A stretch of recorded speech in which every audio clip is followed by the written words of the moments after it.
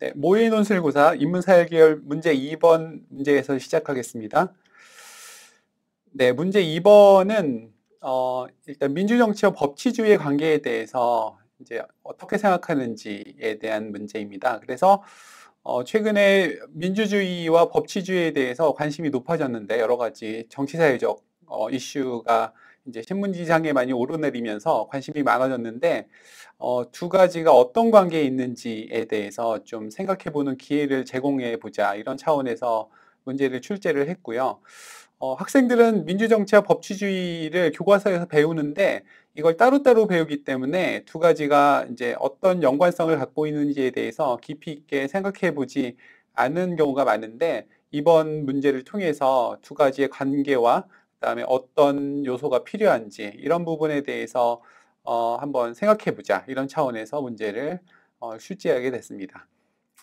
네, 그리고 그 두 번째 출제 의도는 제시문 간의 관계가 겉보기에는 밀접하지 않은데 밀접하지 않은 그런 항목들을 연결해서 하나의 주제를 바탕으로 답안을 작성할 수 있느냐, 그리고 그 관계 없어 보이는 여러 가지 항목들을 연결해서 사고할 수 있느냐 이런 것들을 물으려는 취지에서 문제를 출제하게 됐습니다. 그리고 세 번째는 제시문에 대한 독해력, 그리고 독해한 내용들을 바탕으로 그걸 어떻게 하면 잘 분석할 수 있는지, 그다음에 그 제시문을 그대로 수용하지 않고 어떻게 하면 비판적으로 사고할 수 있는지, 그리고 생각한 내용을 바탕으로 그것을 문장이나 단락으로 어떻게 표현하고 구성할 수 있는지 이런 부분들에 대해서 좀 묻기 위해서 이번 문제를 출제하게 됐습니다. 네, 그러면 그 보기부터 이 문제가 어떻게 구성되어 있는지 좀 설명을 드리겠습니다. 네, 일단 이번 문제는 보기와 재심은 가나다 이렇게 네 가지로 구성되어 있는데 보기에서 어떤 문제 상황을 제시하고 그 문제 상황을 제시문을 바탕으로 어떻게 하면 비판적으로 분석할 수 있는지 이 부분을 묻고 있습니다. 보기는 고등학교 법과 정치 교과서에서 뽑은 이제 지문인데요. 여러분이 잘 아시는 내용일 수도 있습니다. 그러니까 그 2차 대전 전에 독일에서 히틀러 정권이 취임하게 됐는데 그 히틀러 정권이 그 취임하기 전에 전 국민적인 지지를 얻고 정권을 얻게 됐는데 그 정권을 얻은 다음에 국민들의 기대와 좀 다르게 독재 정치를 한 그런 내용들을 담고 있는 부분입니다.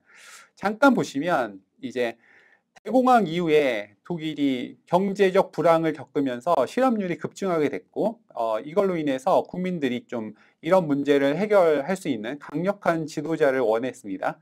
그래서 이런 국민들의 여러 같은 지지를 바탕으로 히틀러가 법적 절차에 따라서 정상으로서 취임을 하게 됐는데 이제 대통령이 된 다음에 한 일이 수권법이라는 법률을 제정하게 됐는데 이 수권법이 상당히 민주적인 절차와는 반대되는 독재를 합리화하는 그런 내용들로 많이 구성이 되어 있습니다. 그래서 거기 보기 보시면 이제 일단 독재 체제를 확립하고 그리고 이 정권에 대해서 반대하는 세력을 제거하려고 했고 그다음에 다른 목소리를 내는 국민들의 인권을 탄압하는 그런 근거를 이 수권법에 많이 집어 넣었습니다. 그래서 그 수권법의 내용을 잠깐 보시면 이제 헌법이 규정하고 있는 절차 외에 제국 정부에 의해서도 법률이 의결될 수 있다. 그러니까 자기들이 마음대로 법률을 만들 수 있다. 이런 얘기고요. 그다음에 기존 법률과 다른 규정을 줄 수 있다. 그다음에 협의를 필요로 하지 않는다. 이제 이런 내용들은 민주적 절차를 거치지 않고서도 자기들이 자의적으로 법률을 만들 수 있다. 이제 이런 내용들을 법률에 넣었다는 얘기죠. 그래서 보기에 나온 그 문제 상황이 무엇인지 정확하게 파악할 수 있는지가 이번 문제 해결의 핵심인데 그 근거를 제시문 가나 다에서 찾을 수가 있느냐 이 부분을 이제 잘 해결해야 이번 문제를 좋게 풀 수 있겠죠. 네. 그러면 가나다를 하나씩 보겠습니다. 그래서 보기에 나타난 문제 상황을 좀 요약해 보자면, 합법적 절차를 통해서 권력이 탄생했는데 그 탄생한 권력이 어떤 비민주적인 통치를 하고 있다. 이게 문제 상황이라고 할 수가 있고, 히틀러 정권은 국민의 지지를 얻어서 권력을 얻었지만 법을 자의적으로 해석해서 법치의 의미를 왜곡했다는 것이죠. 그래서 구성원의 동의를 얻지 않은 어떤 형식적 법치주의는 무의미하고, 항상 법치주의는 국민 다수의 동의를 얻어서 민주적으로 수행되어야 된다. 이런 점들을 비판적으로 읽어낼 수 있다면 문제를 쉽게 풀 수 있겠죠. 네, 그러면 재심은 가를 보겠습니다. 네, 재심은 가는 좀 유명한 그림인데요. 애셔라는 판화가의 그림인데, 그림을 그리는 손이라고 해서 그림을 잠깐 보시죠. 재미있는 그림인데, 손이 두 개 나와 있고, 하나의 손이 다른 손을 그리고 있고, 그 다른 손이 또 원래 손을 그리고 있습니다. 그래서 손이 손을 그리고 있는 그림이죠. 그래서 이 그림은 여러 가지로 해석될 수 있는데, 중요한 거는 하나의 손이 없다면 나머지 하나의 손도 존재할 수 없다, 이런 것들이죠. 그래서 두 손은 상호 의존적이고 서로가 서로를 보완하는 관계이다, 뭐 이런 것들이 이 재심은 가에서는 중요한 내용이 되겠습니다. 그래서 설명을 좀 해보자면, 이 그림을 그리는 손이라는 에세이 판화인데, 그림 전체를 놓고 볼 때 하나의 손이 존재하지 않는다면 다른 하나의 손도 존재할 수 없다, 이런 것들을 그림이 보여주고 있죠. 그래서 두 요소가 서로 의존하는 관계이고, 상호 의존적이다, 그리고 상호 보완적이다, 이런 내용들이 중요하고요. 그래서 논술 답안을 쓸 때 그 재심은 가에서 핵심적으로 끌어내야 될 것이 상호 의존성이나 상호 보완성이라는 용어이죠. 그래서 이 용어를 사용해서 이제 답안을 작성한다면 좋은 이제 점수를 받을 수가 있겠죠. 네, 그러면 다음으로 재심은 나를 보겠습니다. 재심은 나는 고등학교 법과 정치 교과서에서 뽑은 지문인데요. 거기 잠깐 보시면 이 교과서 내용이 민주정치와 법치주의의 관계를 법에 의한 지배와 법의 지배와 법에 의한 지배 두 가지로 나누어서 설명을 하고 있는데, 이 두 용어를 또 잘 파악하는 게 또 재심은 나의 핵심이 되겠습니다. 그래서 거기 잠깐 보시면 전체주의 국가나 독재 정부, 군주 국가, 이런 데서 나타나는 법에 의한 지배는 통치자의 의사를 실현하는 도구나 수단으로 사용될 수 있다. 그래서 이런 법에 의한 지배는 엄격한 의미의 법치주의와는 다르다, 이렇게 설명하고 있고요. 다음 단락 보시면 이에 비해서 법의 지배에는 누구나 법과 동등한 권위를 지닐 수 없고 통치자를 비롯한 모든 사람이 법에 종속된다. 그러니까 왕이나 어떤 권력자들도 법에 종속된 존재이다, 이런 설명을 하고 있고, 그리고 법은 국민의 의사를 표현하는 것이고 민주정치는 국민의 정치이자 국민에 의한 정치다. 그래서 법에 의한 지배는 민주정치를 곧 의미한다라고 해서 결과적으로 봤을 때 법치주의를 통해서 민주정치가 발전하고, 민주정치를 통해서 법치주의가 지향하는 국민의 자유와 권리가 보장된다, 이렇게 설명하고 있죠. 그래서 재심은 나가 사실 이 문제 1을 푸는 열쇠에 해당하는데, 이 법의 지배와 법에 의한 지배를 적절하게 답안에 활용해서 이제 문제를 푼다면 좋은 답안을 작성할 수 있겠습니다. 그래서 설명을 요약해 보자면, 이제 법과 정치라는 교과서에서 뽑은 건데, 법치주의와 민주주의가 별개의 개념이 아니라 법치주의를 통해서 민주정치가 발전하고 민주정치를 통해서 법치주의가 보장된다, 이런 점을 강조하고 있는 지문이고요. 그래서 법치주의는 국민의 동의에 기초해야 하고 민주정치는 법치주의를 통해서 발전한다, 이런 점들을 활용하면 히틀러의 독재 정치가 어떤 문제가 있는지를 비판할 수 있겠죠. 그래서 법에 의한 통치와 법의 통치, 두 가지 개념을 잘 활용해서 보기의 상황을 비판한다면 이제 좋은 답안이 될 수 있겠습니다. 네, 다음으로 재심은 3으로 넘어가겠습니다. 재심은 3은 아마 읽어본 사람도 있을 텐데, 이청준이란 소설가의 당신들의 천국이라는 소설에서 한 부분을 뽑아왔습니다. 뭐 줄거리를 아는 분도 있을 텐데 설사 줄거리를 모르더라도 재심은 다를 읽으면 이게 어떤 내용을 담고 있는 소설인지 파악할 수 있게 그 부분을 뽑아놨습니다. 그래서 잠깐 보시면 이게 원장이라는 사람한테 그 섬의 구성원이 편지를 보내는 부분인데, 원장님의 정책이 이런 식으로 잘못돼 있다라는 좀 비판하는 부분입니다. 원장님의 그 섬에서의 정책들이. 그래서 잠깐 거기 보시면 이 원장이 어떤 원생들의 천국을 지어주려고 했는데 그거는 인간의 천국이 아니라 문둥이들의 천국이다. 그래서 원장의 처음 계획은 어떤 섬의 천국을 만들려고 한 건데 그거는 나환자들을 모아서 뭐 나환자들의 행복을 위해서 꾸려지는 섬이라고 하지만 실제로는 원쟁을 위한 것이었다. 그런 부분이죠. 그래서 중간 부분 보시면 원장님께서는 저들을 그냥 한 인간으로서가 아니라 이제 특수한 조건과 양보위에 그것을 수락할 수 있는 문둥이 환자로서만 이해하려고 했다. 그러니까 인간으로서보다는 문둥이로서 본 거다라는 비판이고, 그리고 중략 이유를 보시면 이제 원장님께서 만들려고 하는 천국이 가까울수록 이제 단 하나의 명분에 일사분란하게 묶여있는 유령 집단의 섬이 되어갈 뿐이다. 그래서 개개인의 삶에 생기 없는 유령들의 섬이 될 뿐이다. 이렇게 비판을 하고 있습니다. 그래서 원장이 만들려는 천국은 구성원들의 동의에 입각한 천국이 아니라 원장이 강압적으로 부과하려는 천국이었다. 이제 이런 식의 비판을 하고 있는 거죠. 그래서 이런 내용들을 보기의 내용과 비교해 보면 굉장히 유사하다는 걸 알 수가 있습니다. 그래서 재심은 다를 좀 요약해 보면 이제 이상욱이라는 인물이 원장에게 보낸 편지인데, 여기서 이상욱은 구성원의 의사가 반영되지 않은 통치, 구성원이 동의하지 않는 그런 통치는 어떤 통치자에 의한 법을 강압적으로 부과하는 것에 불과하다. 그래서 구성원의 동의가 전제되지 않는 법치는 의미를 지닐 수가 없다. 이제 이런 내용들을 재심문에서 읽어낼 수가 있습니다. 그래서 그 요약하자면 구성원의 의사에 반하는 법칙, 이런 것들은 민주정치일 수가 없다. 이런 내용들을 히틀러 정권의 비판에 잘 활용할 수 있다는 얘기죠.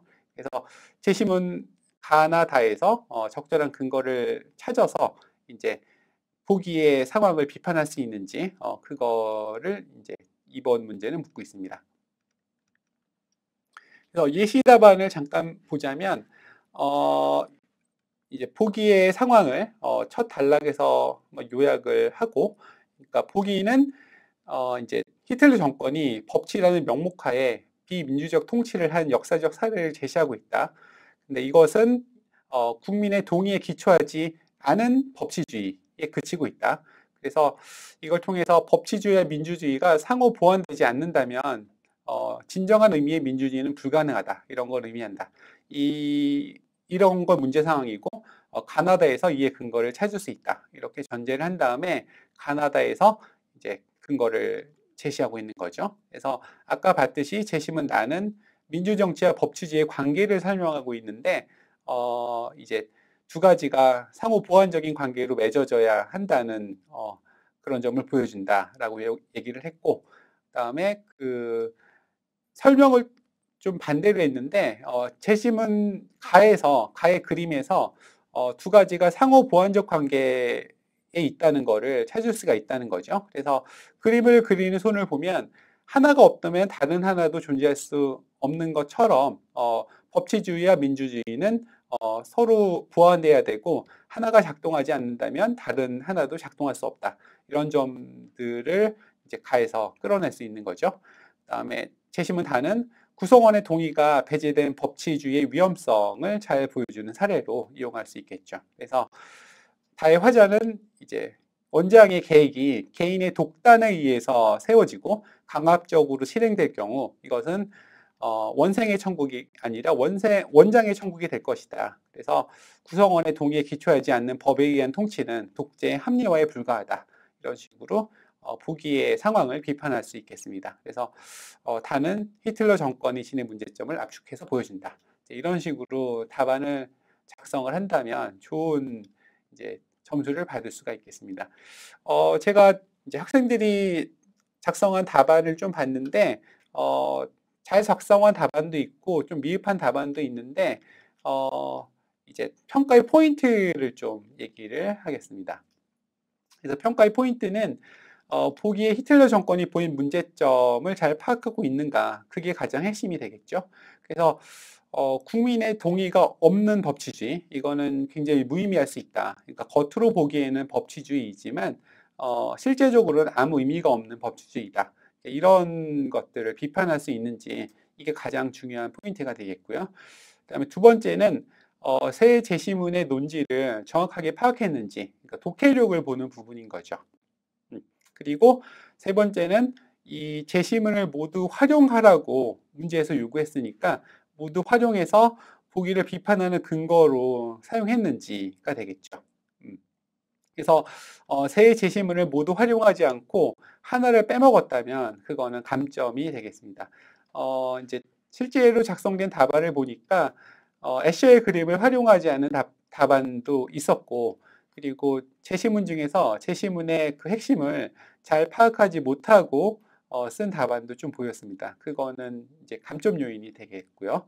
그다음에 네 번째는 그 800자 내외로 쓰라고 했기 때문에 분량을 지켰는지, 그다음에 명확한 문장을 사용해서 이제 내용을 제시했고, 그다음에 문단을 잘 구성을 했는지, 이런 점들이 평가의 포인트가 되겠습니다. 그래서 여러분이 그 논술 준비를 할 때 뭐 여러 가지 중요한 점이 있겠지만 지금 얘기했던 부분들, 그러니까 문제에서 요구하는 사항들을 정확하게 파악하고 그다음에 답안을 작성할 때 그 요구 사항들을 잘 충족시켜 가면서 썼는지, 이거를 잘 그 점검을 해야 되겠죠. 그래서 답안 작성 시 유의사항을 잠깐 말씀을 드리자면, 아까도 말씀드렸듯이 제일 중요한 거는 문제가 요구하는 바를 우선적으로 파악하는 게 중요하겠죠. 그래서 실제로 보면 시험 전에 미리 준비했던 그런 내용들을 그냥 문제와 무관하게 작성한 답안도 좀 있습니다. 그래서 그런 것들은 좋은 점수를 받을 수가 없겠죠. 그래서 문제가 요구하는 게 뭔지 우선적으로 파악을 하고, 그다음에 두 번째는 제시문의 핵심을 정확하게 이해해라. 이건 뭐냐면 제시문을 활용하라고 했는데 제시문을 그대로 그냥 인용만 하고 핵심을 정확하게 짚지 못한 상태에서 답안을 작성하는 경우가 있습니다. 그래서 제시문 핵심을 정확하게 이해했는지 이제 평가자가 파악하는 부분은 제시문의 핵심어를 활용해서 답안을 작성했는지, 그 부분을 중점적으로 봅니다. 그래서 세 번째 얘기했듯이 주요 개념을 적극적으로 활용해서 답안을 작성했는지가 또 중요하고요. 그다음에 단락을 잘 구분하고 썼는지, 그러니까 단락을 구분하지 않고 쓰면은 이제 이해하기가 어렵기 때문에 내용 단위별로 단락을 잘 구분해 주시고, 그다음에 문장은 간단 명료하게, 그러니까 너무 문장을 길게 쓰거나 어려운 용어를 사용하면 이해하기가 어려우니까 좀 간결한 문장으로 쓰는 게 좋고요. 그다음에 일부러 어려운 단어를 쓸 필요 없고 이해하기 쉬운 단어로 써서 자기의 생각을 명확하게 전달할 수 있다면 좋은 답안이 되겠습니다. 그래서 논술 작성할 때 좀 내가 어려운 용어를 좀 써야겠다, 좀 있어 보이는 용어를 써야겠다, 이렇게 생각하는 학생들이 많은데 그거는 좀 오해를 하시는 거고, 답안을 한번 읽고 쉽게 그 내용이 파악되는 답안이 좋은 평가를 받을 수가 있습니다. 그래서 이 답안 작성할 때 이 네 가지 사항을 좀 유념해서 쓴다면 좋은 점수를 받을 수가 있겠죠.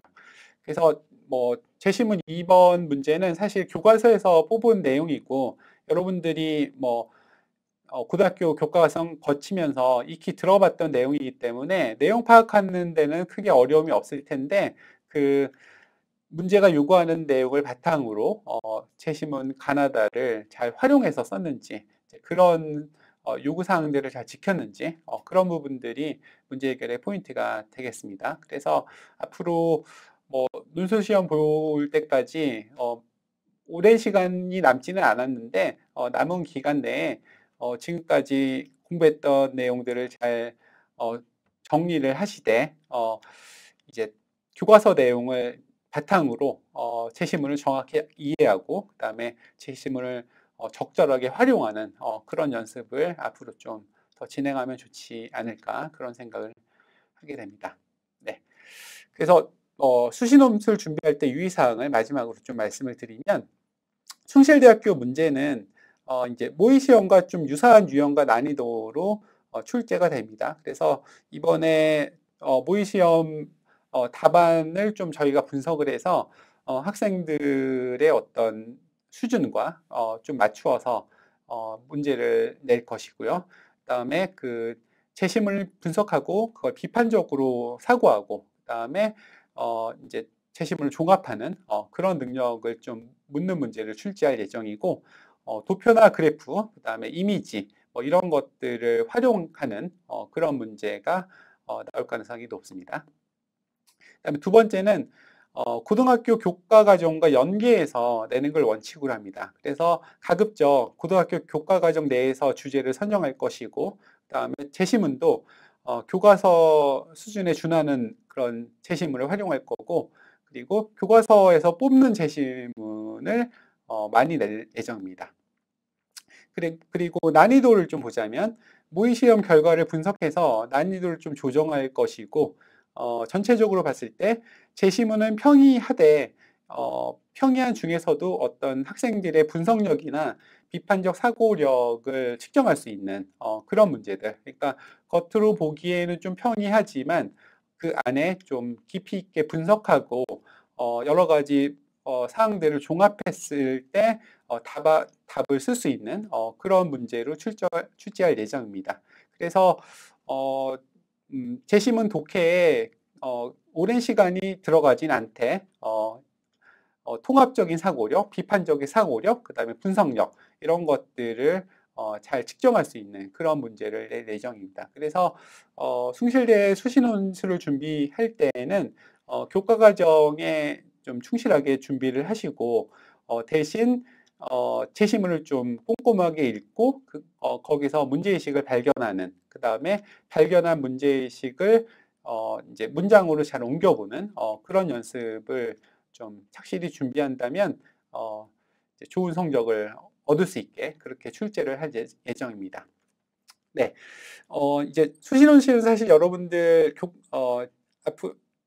고등학교 3년 동안 공부하면서 배웠던 내용들을 종합하는 그런 논술이고요.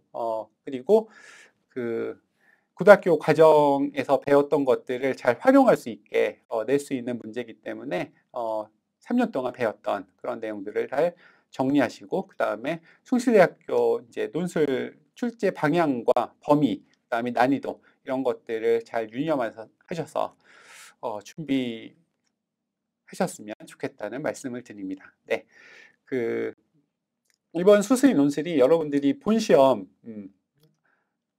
준비할 때 도움이 됐으면 하는 그런 희망사항을 가지면서 이번 수시 논술 그 강평을 여기서 마치겠습니다. 네, 감사합니다.